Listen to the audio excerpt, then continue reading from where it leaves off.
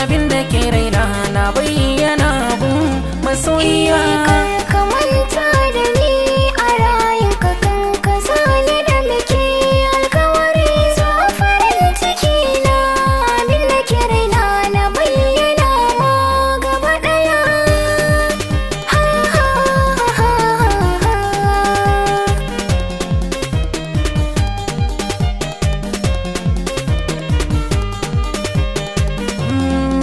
Na baki guri zauna a zuciya gaya wa kowa ya ji, ko mutuwa ce ta zo ta taddake za ta yi mini agaji.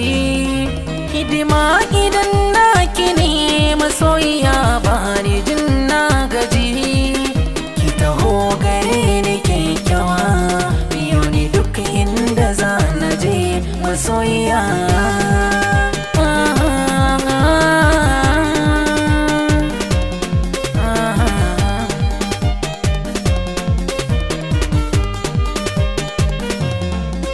Yanzu babu sauran tunani a raina tun da daina da kai a zuciyata ka yi da shi na so kuma har ta da kai.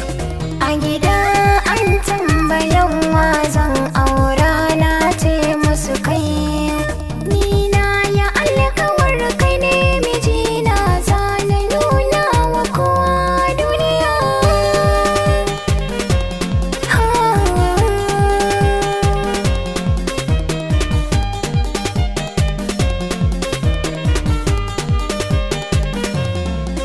Ni farin cikin da yake raina yau ba za ya kare ba, kuma zan so a yi mana baiko da ni da ke ta hoyar baba.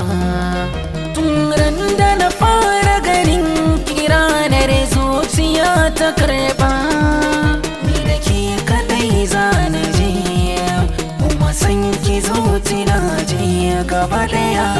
Ka manta da ni a rayuka kan ka zane da muke alkawari zuwa farin ciki na abin da ke raina na bayyana ma gaba daya.